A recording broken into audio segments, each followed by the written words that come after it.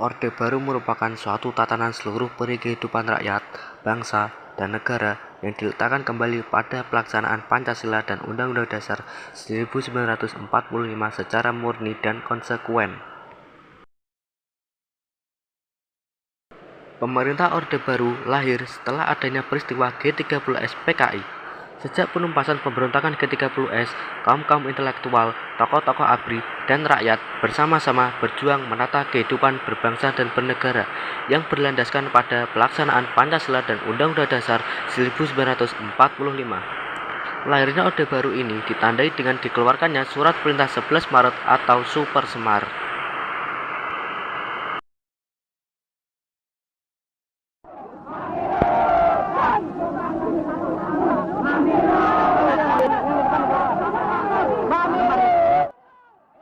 Adanya peristiwa G30 PKI menyulut amarah rakyat. Keadaan politik dan keamanan negara menjadi kacau balau. Perekonomian memburuk dan hiperinflasi mencapai 600% membuat negara Indonesia seakan di ujung tanduk. Namun, upaya pemerintah dalam melakukan devaluasi rupiah dan kenaikan harga menyebabkan masyarakat menjadi resah. Dengan keadaan tersebut, muncullah aksi-aksi tuntutan penyelesaian hak yang seadil-adilnya terhadap para pelaku G30S PKI semakin meningkat.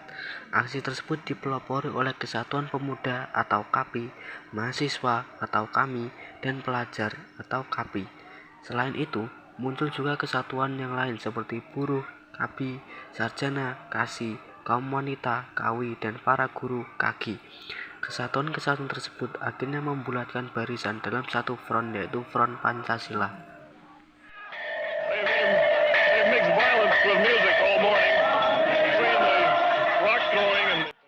Pada tanggal 12 Januari 1966, dipelopori oleh KAMI dan KAPI, Front Pancasila mendatangi gedung DPR GR dan mengajukan 3 butir tuntutan rakyat atau Tritura yang berisi 1. Membubarkan PKI beserta organisasi masanya.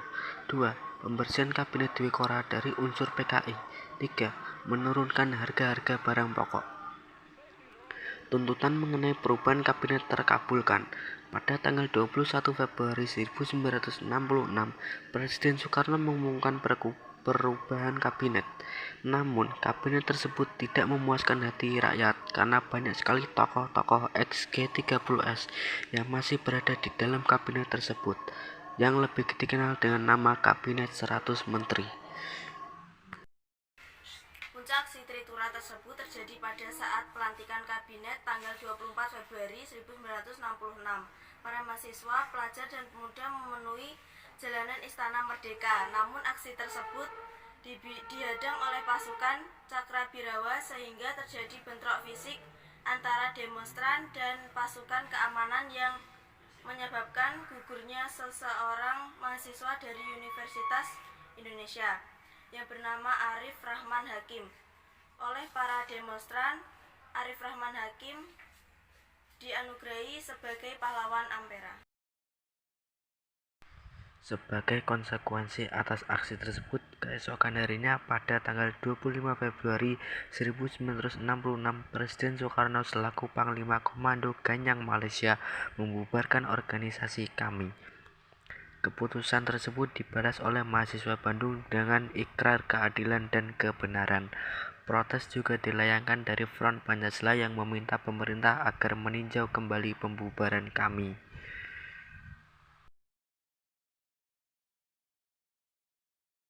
Menghadapi situasi yang tak menentu, pada tanggal 10 Maret 1966, Presiden Soekarno mengadakan pertemuan dengan berbagai partai politik seperti PSII, NU, PI Perti, Partai Katolik, Parkindo, Muhammadiyah, PNI, Partindo, IPKI, dan Front Pancasila. Dalam pertemuan tersebut, Presiden Soekarno berpendapat dan menekankan agar partai-partai dan organisasi yang hadir waktu itu mengecam dan menolak aksi mahasiswa dengan trituranya. Dan pertemuan berakhir dengan deadlock karena keinginan Presiden Soekarno berseberangan dengan tuntutan Front Pancasila. Pada hari ini, di stadion utama ini, saya berbicara langsung kepada rakyat Pada tanggal 11 Maret 1966 digelar sidang paripurna yang agendanya adalah merumuskan langkah-langkah keluar dari krisis ekonomi, sosial, dan politik. Namun, saat di tengah-tengah persidangannya, Presiden Soekarno diberitahu oleh Komandan Cakrabirawa, Brigjen Sabur, bahwa ada konsentrasi pasukan tak dikenal yang berada di luar istana. Presiden Soekarno kemudian pergi ke Istana Bogor didampingi oleh Waperdam I, Dr. Subandrio, dan Waperdam III, Dr. Khairul Saleh. Waperdam II, Dr. J. Leimena kemudian menutup sidang rapat dan menyusul Presiden Soekarno ke Istana Bogor. Selanjutnya, para perwira tinggi Angkatan Darat yang terdiri dari Maijen Basuki Rahmat, Brigjen Amir Mahmud, dan Brigjen M. Yusuf juga menyusul ke Istana Bogor. Namun, mereka menghadap Letjen Soeharto dan melaporkan tentang keadaan sidang kabinet serta meminta izin untuk menemui Presiden Soekarno di Istana Bogor untuk melaporkan situasi yang sebenarnya terjadi di Jakarta. Setibanya di Bogor, Maijen Basuki Rahmat, Brigjen M. Yusuf, dan Brigjen Amir Mahmud mengadakan pertemuan dengan Presiden Soekarno didampingi oleh ketiga Waperdamnya. Dalam pertemuan tersebut, Presiden Soekarno memerintahkan kepada ketiga perwira tersebut bersama Komandan Brigjen Sabur untuk merancang sebuah konsep surat perintah yang ditujukan kepada Letjen Soeharto untuk menangani masalah keamanan dan krisis politik pada saat itu. Surat itulah yang dikenal sebagai Super Semar atau Surat Perintah 11 Maret. Tindakan pertama Soeharto setelah menerima surat tersebut adalah membubarkan dan melarang PKI beserta organisasi masanya yang berlindung atau berasas dengannya. Terhitung sejak 12 Maret 1966, pembubaran PKI dan organisasi masanya ini mendapatkan dukungan dari rakyat. Dengan demikian, salah satu butir Titura telah dilaksanakan. Letjen Soeharto juga menyerukan kepada pelajar dan mahasiswa untuk kembali belajar. Sembari ia melanjutkan tugas-tugas untuk menyelamatkan negara dari unsur-unsur PKI yang masih berada di lingkup kabinet. Surat perintah 11 Maret itu mula-mula dan memang sejurus waktu membuat mereka bertampik sorak-sore. Saat memasuki tahun 1966, terlihat sekali gejala krisis kepemimpinan nasional yang mengarah pada dualisme kepemimpinan. Meskipun Presiden Soekarno masih menjabat pemimpin kabinet, pelaksanaan pimpinan dan tugas harian dipegang oleh Letjen Soeharto. Kondisi tersebut berakibat munculnya dualisme kepemimpinan nasional, yaitu Soekarno sebagai pimpinan pemerintahan dan Soeharto sebagai pelaksana pemerintahan. Adanya dualisme kepemimpinan tersebut membahayakan persatuan dan kesatuan bangsa. Dalam sidang MPRS tanggal 20 Juni sampai 5 Juli 1966 diputuskan menjadikan Super Semar sebagai TAP MPRS. Akibatnya, Super Semar tidak lagi bisa dicabut sewaktu-waktu oleh Presiden Soekarno. Bahkan secara hukum, Soeharto memiliki kedudukan yang sama dengan Presiden Soekarno, yakni Mendataris MPRS. Dan saudara-saudara telah membenarkan amanat itu. Terbukti dengan ketetapan MPRS nomor 4963. Dalam persidangan MPRS pada tanggal 22 Juni 1966, Presiden Soekarno menyampaikan pidato Nawaksara. Nawa berasal dari bahasa Sanskerta yang artinya 9 dan aksara yang artinya huruf. Namun pada pidato tersebut hanya sedikit menyinggung sebab-sebab terjadinya peristiwa G30 SPKI, sehingga hal tersebut tidak memuaskan anggota MPRS, sehingga MPRS memutuskan untuk meminta kepada Presiden agar melengkapi laporan pertanggungjawabannya, khususnya mengenai sebab-sebab terjadinya peristiwa G30 SPKI beserta epilognya. Selanjutnya, pada 10 Januari 1967, Presiden Soekarno menyampaikan surat yang berisi pelengkap Nawa Aksara atau Pelnawaksara. Dalam sidang MPRS telah memutuskan untuk menugaskan Letjen Soeharto selaku penerima Super Semar yang telah ditingkatkan derajatnya melalui TAP MPRS nomor 9 MPRS 1966 untuk membentuk kabinet baru dengan nama Kabinet Ampera atau Amanat penderitaan rakyat dengan tugas pokok Dwi Dharma dan program Catur Karya yang memiliki inti memperbaiki kehidupan rakyat dengan berfokus di bidang sandang pangan. Puncak dari dualisme kepemimpinan ini terjadi pada tanggal 7 Februari 1967. Mr. Hardy, salah seorang sahabat Soekarno, menemui Soeharto untuk menyerahkan konsep dari Soekarno. Keesokan darinya Soeharto membahas konsep tersebut bersama 4 panglima angkatan. Para panglima berkesimpulan draft surat tersebut tidak dapat diterima karena bentuk surat tersebut tidak membantu menyelesaikan situasi saat ini. Soeharto mengajukan draft yang berisi pernyataan bahwa Presiden berhalangan atau menyerahkan kekuasaan kepada penggemar Super Semar. Awalnya Presiden Soekarno menolak, namun lambat laun sikapnya melunak. Soekarno menyetujui draft yang dibuat dan tanggal 20 Februari draft tersebut ditandatangani. Tanggal 12 Maret 1967, Soeharto dilantik menjadi pejabat Presiden Republik Indonesia oleh Ketua MPRS Jenderal Abdul Haris Nasution. Setelah 1 tahun menjabat sebagai pejabat presiden, pada sidang umum kelima MPRS tanggal 27 Maret 1968, Soeharto dilantik menjadi Presiden Republik Indonesia. Pengukuhan tersebut menandai berakhirnya dualisme kepemimpinan dan dimulainya pemerintahan Orde Baru.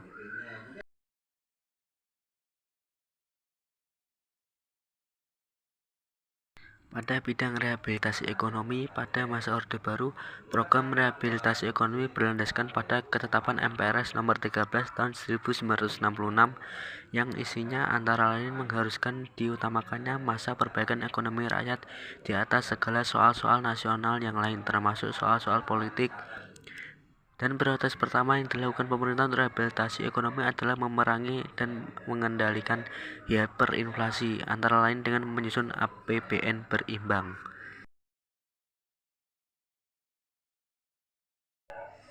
Hal yang dilakukan pemerintah Orde Baru untuk menanggulangi masalah utang luar negeri adalah berupaya melakukan diplomasi yang intensif dengan mengirimkan tim negosiasi ke Paris, Prancis untuk merundingkan utang negara dan ke London, Inggris untuk merundingkan utang swasta. Upaya yang dilakukan pemerintah Orde Baru selain mengupayakan masuknya dana bantuan luar negeri, juga dengan menggalang dana dari dalam negeri, yaitu dana masyarakat. Salah satu strategi adalah berupaya agar masyarakat mau menabung. Upaya lainnya adalah dengan menerbitkan Undang-Undang Penanaman Modal Dalam Negeri Nomor 6 Tahun 1968. Kebijakan ini pada awal Orde Baru mulai menunjukkan hasilnya. Hiperinflasi mulai dapat dikendalikan dari 600% menjadi 110% pada tahun 1967 dan 80% pada tahun 1968. Pemerintahan Orde Baru berhasil melaksanakan pemilihan umum sebanyak 6 kali yang diselenggarakan setiap 5 tahun sekali pada tahun 1971, 1977, 1982, 1987, 1992, dan 1997. Namun semua pemilu tersebut yang dilaksanakan pemerintah Orde Baru hanya dimenangkan oleh Partai Golkar saja. Penyelenggaraan pemilu selama Orde Baru tersebut menimbulkan kesan bahwa demokrasi di Indonesia sudah tercipta dengan baik, apalagi pemilu tersebut berlangsung dengan slogan luber, langsung, umum, bebas, dan rahasia. Pada masa pemerintahan Orde Baru dilakukan penyederhanaan partai. Adapun realisasi penyederhanaan partai dilakukan melalui sidang umum MPR tahun 1973. Nahdlatul Ulama, Partai Muslim Indonesia, PIPerti, dan Partai Syarikat Islam Indonesia bergabung ke dalam P3 atau Partai Persatuan Pembangunan. Partai Nasional Indonesia, Partai Katolik, Partai Kristen Indonesia, dan Partai Murba bergabung ke dalam PDI atau Partai Demokrasi Indonesia. Selain kelompok tersebut, ada juga kelompok golongan karya atau Golkar yang semula bernama Sekber Golkar. Aldo Dos Reis de Araujo dengan wakilnya Francisco Lopez da Cruz. Menurut Undang-Undang Nomor 7 Tahun 1970. Pada tanggal 31 Agustus 1974, Ketua Umum APODT menyatakan partainya mengkehendaki bergabung dengan Republik Indonesia sebagai provinsi ke-27. Adapun pertimbangan keputusan tersebut adalah rakyat di dua wilayah mulai mempunyai persamaan dan hubungan yang erat, baik secara historis dan etnik maupun geografis. Adanya perbedaan kepentingan ketiga partai mengakibatkan munculnya perang saudara. Dalam perang saudara dimenangkan oleh Fertilin. Fertilin memproklamasikan berdirinya sebuah Republik Demokrasi Timur pada tanggal 28 November 1975. Sikap Fertilin tersebut kemudian ditandingi partai lainnya dengan menyatakan proklamasi Bolibo pada tanggal 30 November 1975. Pernyataan dalam proklamasi Bolibo berisi keinginan untuk berintegrasi dengan Negara Kesatuan Republik Indonesia. Pada tanggal 7 Desember 1975, kota Dili berhasil diduduki oleh pendukung integrasi yang mendapat bantuan dari Indonesia melalui Operasi Seroja. Sebelum datang ke Persatuan Timur Timur, dibuat terlebih dahulu delegasi Indonesia berangkat ke Timur Timur untuk mengetahui keinginan rakyat Timur Timur. Bersamaan dengan operasi-operasi keamanan yang dilakukan, pemerintah Indonesia dengan cepat juga menjalankan pengesahan Timur Timur ke dalam wilayah Indonesia dengan mengeluarkan Undang-Undang Nomor 7 Tahun 1976 tentang pengesahan penyatuan Timur Timur ke dalam Negara Kesatuan Republik Indonesia. Melalui pengesahan penyatuan Timur Timur ke dalam Negara Kesatuan Republik Indonesia, secara resmi Timur Timur menjadi provinsi ke-27 dengan ibu kota di Dili. Gubernur pertama dari Timur Timur adalah Hernando dos Reis Araujo.